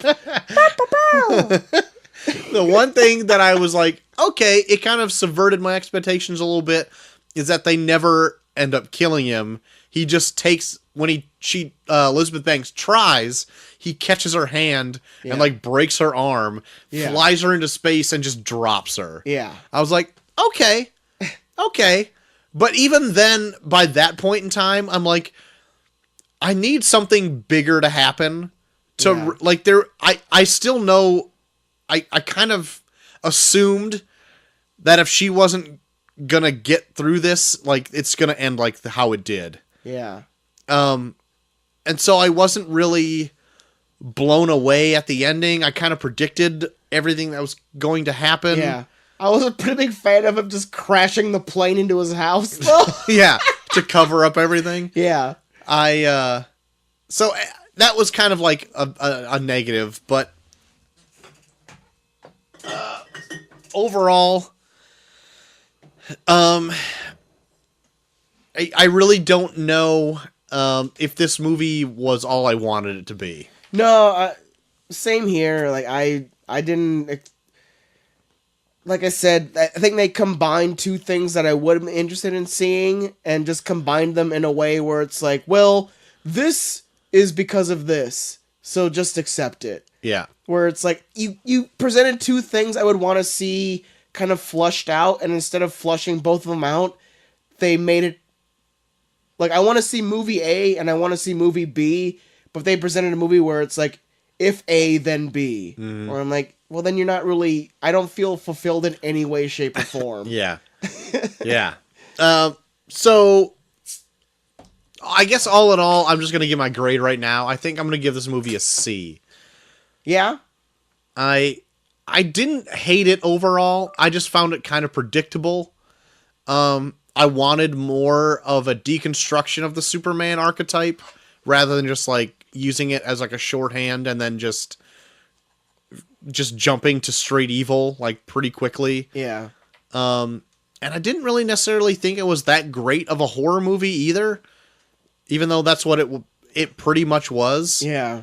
I don't think it was clever enough. Yeah. Like, it was just jump scares. Yeah. Like, there's never really any terror that was built up. It's just like, oh, it's kind of getting quiet now. Here comes a jump scare. Yeah. Like, I just didn't feel like it was well executed. Yeah. I'll give it, I think I liked it a little bit more than you. I think I might give it a B minus, just because, like, if I give something a C in any way, I feel like it's a movie you don't need to see, but there's like probably moments that you should probably check out. And I feel like, all in all, I think this is like a decent rental. Like, I feel like you said, I like the relationship with the parents. I feel like even though like the kid's not the strongest, there are some scenes where like he's being intimidating, where it's like, this kid's creepy as fuck. And like I said, I like the idea of like presenting like an alpha predator type person that's introduced into like this class of breeding people, where it's like, what if puberty did not involve you being sexually aroused? What if it made you more accustomed to wanting to be more violent and wanting to examine like what makes a person tick or what makes a person die? Like, even like that scene where like she like takes those magazine clippings out of like the bottom of his bed, where it's like, oh, this kid, and oh god, internal organs, oh Jesus Christ. Or like it just starts getting more and more gross as she's going through like these magazine clippings. Where it's like that's kind of like a cool concept of like, what if puberty just meant you became more violent? But the fact that they combine that with, and he's Superman, where you're like, oh, okay. Like, I mean, but like outside of that, I think like the kills are worth seeing, and like I don't know, like I didn't hate it, but I wouldn't go out of my way to see it. But I think it's still a noteworthy enough movie where if you're gonna rent it, I would watch it all the way through. Yeah. So I give it a B minus. Okay. There is one thing during the credits where Michael Rooker shows up in this as like a YouTube conspiracy theorist person. Yeah. I thought I didn't really put this together, and I read this in IMDb trivia, that they kind of throw together that it's like a Justice League-esque. Yeah, it's like an evil Justice League, because he talks about like there's a person that lives in the sea that's terrorizing sailors, and there's like this witch from the 1800s that uses a lasso to kill people. Yeah. But when I was watching it though, I just took it as he's doing all of it. Like the Brightburn kid's doing all of it. And like that's just all the other places that he's terrorized. Maybe. And like the local legends just takes it as like an underwater person or like a witch. Maybe. But it was also funny to see that like he showed up other conspiracy theories up on his wall, and the Crimson Bolt from Super was up there. And I was That's like, fantastic. oh, really? Like I caught it during the movie, and then I was Yeah, like, because James Gunn directed that, didn't he? Yeah. That's hilarious. I thought it was, I caught it during the movie because it's only up there for like a second. Like, Shut up, crime. was that Rainn Wilson up there? And then I went and looked it up, and I'm like, yeah, sure enough, yeah, he was on there. That's amazing. So I was like, oh, that's pretty funny. Something that got brought up that I thought was hilarious. I listened to this podcast where they reviewed this, and they said that it would be awesome if for a sequel to this, it involves a bald billionaire who spends a bunch of money to try and stop him. All right. Sure. I'd be in. So he's like almost a good guy. Yeah. And so it like flip-flops their roles. Yeah. All right. I would be more interested in that. Yeah. But I would like it not as a horror movie so much. No. But yeah, I'd buy into that. I think it's made like an Alien 2 to Aliens, where like he gets like a mercenary group to try and stop him. Sure. That'd be sweet. Sure. Make it turn into something. I don't need it to turn into like a huge franchise. No, but at least no. maybe a follow up would be But fun. like if you're gonna play off this whole like tongue in cheek he's Superman thing, it'd be fun to get like some kind of like billionaire type person where it's like I'm gonna stop this thing. Sure. Jeff Bezos. Oh God. Not Jeff Bezos. Fuck. He's too busy overworking people to have to piss in buckets. So anyway, yeah, there you go for Brightburn. Is there anything else you've been into this last week, JT? Well, like I brought up earlier, I did watch the movie Fighting with My Family. The film written and directed by Stephen Merchant. Where he talks about the career of Paige Yep. up to this point. And it is produced by WWE Films. And this is, I was going to bring up all that shit that you brought up about WWE before in this segment because, like, I wasn't a big fan of the movie, but they do, like, instances where they talk about, like, her brother, which I thought was really interesting, where they do, like, a whole story arc with him where, like, he realizes, like, he's a good wrestler. It's just that he's not meant to be, like, a star. Like, he's meant to, like, push people to that point where they become a star. Which I thought was, like, a cool concept to bring up, like, in a movie like this. Because it's always... In movies like this, it's always, like, yeah, you're meant to be a star or whatever. But they, like, found a way to, like, shine a light on that role of the people that push people to be a star where, like, they're almost just as important. And I thought that was cool. Okay. But all the shit with the chick that plays Paige and the WWE felt like just propaganda. Like everything with like the brother and stuff I thought was interesting, but every time they do all that shit where it's like Vince Vaughn and her, like the WWE Performance Center and doing all this shit where it's like they make it seem like hard work, but they make it seem where it's like we're good guys, we know what we're doing. Like there's like a part where like she is in the ring with like these models and like they keep hitting her accidentally, and then she gives them a receipt. Yeah. And Vince Vaughn's like, "Hey, what was that?" And she's like, "Hey, well, in England, if you accidentally hit somebody, you give them a receipt so they learn." And then he's just like, "We don't do that in the WWE. Apologize." Whatever.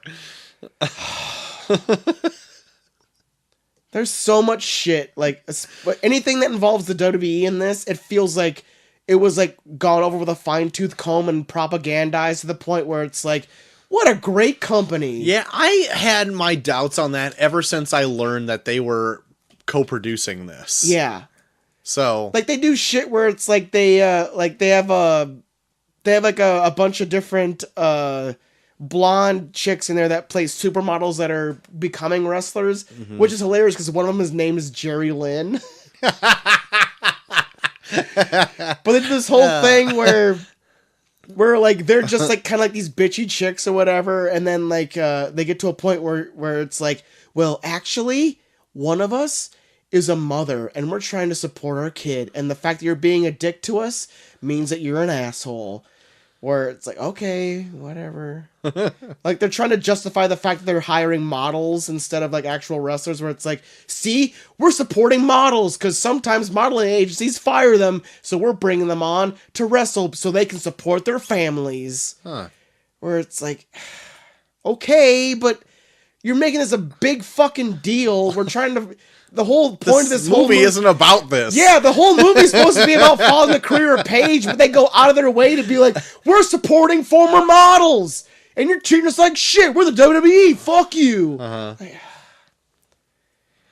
Like, yeah, this... I want to like this movie. This movie kind of sucks, to be all honest. Like, I love Steven Merchant. He's hilarious. Yeah. But it just feels like everything that involves WWE is just so heavy-handed. Like, someone stepped in and was like, you have to do this for this scene to make us look like this. Ugh. Like, it's gag-worthy. It's so gross. I feel like I remembered Stephen Merchant. I knew he was directing this, but I completely forgot. Yeah, he wrote and directed it, they said. This seems like an odd thing for him to want to do. I know. Unless he's like a wrestling fan. I don't know. Maybe. Like, I remember seeing like an interview for him when he was talking about this, and he said like he was just fascinated by the story of Paige. Okay. Where like she literally came up in like a wrestling promotion in England that like almost no one's ever heard of. Like, it's legit just ran by her family, and like all the wrestlers in it are just like these like people they take off the streets and train. Really? And then the family just kept sending in tapes to WWE, and they just happened to like come across her and sign her. Huh. Okay. So it's an interesting story, but then the minute they include WWE in any way, shape, or form, it's like, we're fucking awesome. And I'm just like, ew, I don't know about that. Yeah. I really had no interest in seeing it anyway, and now I have less interest. yeah, don't check it out. All right. I won't. Literally, the whole brother story, because he's so separate from the WWE storyline, is interesting.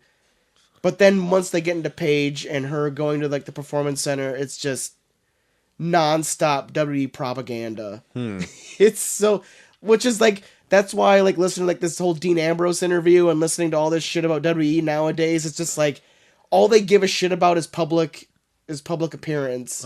Like they could probably kill a man if it makes them look better. Or cool.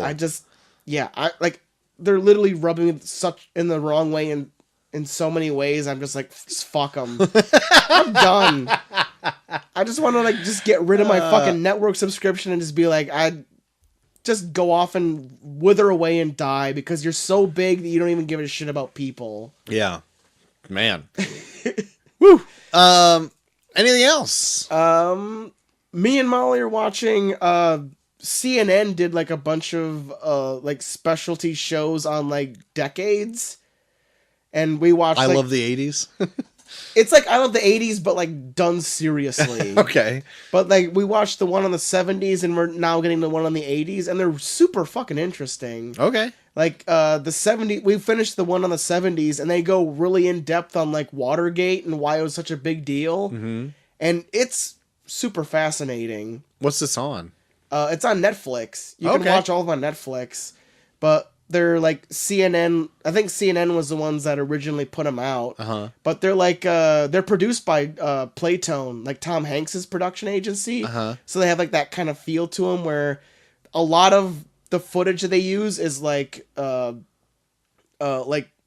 newsreel from that time. Okay. Like they take like Dan Rather and like Peter Jennings and like people reporting on it while it's happening, and then they have like people like they go back to people that like either are experts or grew up in that time when they like talk about what happened in that point. Okay. But they even do like episodes on like the TV shows of the time and the music of the time even also. Right on. I'm So- going to check that out. That sounds super interesting. Yeah. Like the 70s one is really cool because they talk about Vietnam, they talk about the Watergate scandal, they talk about all the presidencies after Nixon. Because, like, Nixon's kind of his own thing. Yeah. But they talk about the presidencies after Nixon where, like, all the presidents after Nixon got super fucked based on what Nixon did. And they lay it out in a way where it's like, yeah, there was no way they would ever, like, because both Ford and Carter lost their re-elections based on shit Nixon did. Jesus. Yeah, I would definitely like to learn that about any of that stuff because Yeah. I'm totally ignorant about it. Yeah, so it's super fascinating, and like I almost bring it up more to Molly, where it's like, can we watch more of that?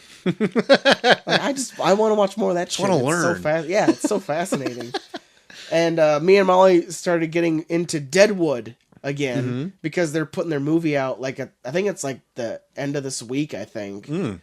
And yeah, Deadwood's fucking good. Good. Yeah, like, I haven't seen anything of it. I think I bought the DVDs for my dad like a super long time ago, and I think I watched the whole first season with him. But I've been so separate from it that I barely remember what happened in it. And now we're going back and rewatching, and I'm like, fuck, this show's so good. Okay. Like, I think I dropped out of it because, like, the last season ends on a cliffhanger that they don't resolve. Right. But now that I know that they're going to put on a movie that resolves everything, I'm like, all right, I'm going back and Give it to rewatching me. it now. Good deal. So yeah, Deadwood's super good. Definitely check that out. Right on. And that's all I've been into.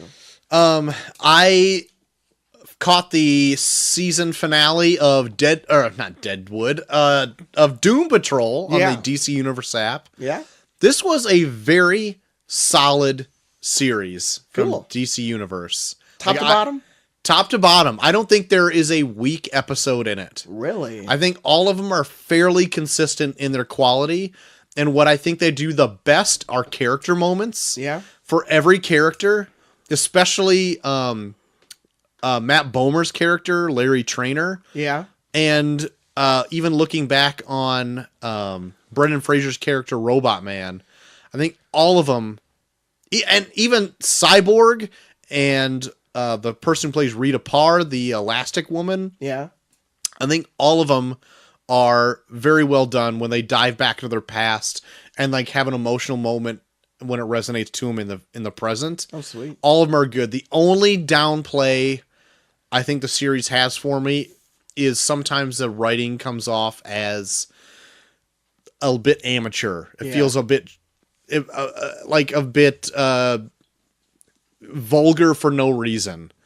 And that really kind of turns me off on some parts. But then it completely makes up for it. Right on. It has all these character moments. Oh, sweet. So if this ever jumps to like maybe a Netflix or whatever, I would recommend checking it out. I think it's really weird. Yeah. But knowing that going in, like that is based off a weird book about characters that are weird, that are like, they'll never be in a Justice League. Yeah. Even though they live in the same universe as them. Yeah. Because their origins are so bizarre. Yeah. That you just have to take it at face value. It's weird for weird's sake. But even then, I think it still kind of holds your hand during it. But I think if it comes to anything like that, check it out. I mean, I think it's worth just me paying the subscription a month for it. I think it's that good. Nice. So yeah, Doom Patrol Wrapped. I liked it. When does Swamp Thing come out? I think that's This soon, week. isn't it? Really? And shit. on the 31st, in 2 days, it comes out. Sweet. So I'm going to check that out. I'm looking forward to your takes on how that turns out. Yeah, I'm rereading it now, Alan Moore's run, and I am enjoying it a lot. Yeah? Like I've picked up things in this on the reread that I've totally forgotten about, and things I really enjoy, and I hope the series kind of taps into that. Yeah. The trailer kind of has me a bit skeptical about it. It looks like they're going in maybe a different direction, maybe not following Alan Moore stuff as close, but kind of incorporating things that came before it, which is, I hear, still good. Oh, yeah. But I think it's still doing a little bit more, going a bit off script and kind of doing its own thing. So we'll see. Yeah. I think it looks good. Yeah. But I can't tell without diving in, seeing what it's like yet.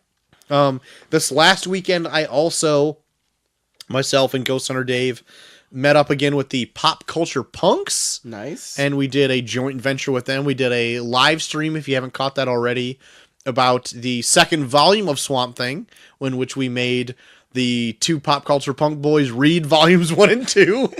Now Dave's making other people do homework. That son of a bitch. In order to get up to speed. I eat about half of a raw potato on that episode, so check that out. How are you still alive? Man, it just is, it's gross. Eating a raw potato is pretty bad. Do you take a weird shit after that? I don't think I've shit since. Oh no! No, I don't know. Oh no! I don't know. But we also did an episode of their podcast, which is coming out in the next week or so as well. Sweet. And it's pretty much an encompassing look at the summer movie blockbuster of the current year and what was good, what was bad, what we would like to see. So it's like an all-encompassing thing for about an hour. Sweet. Pretty good talk.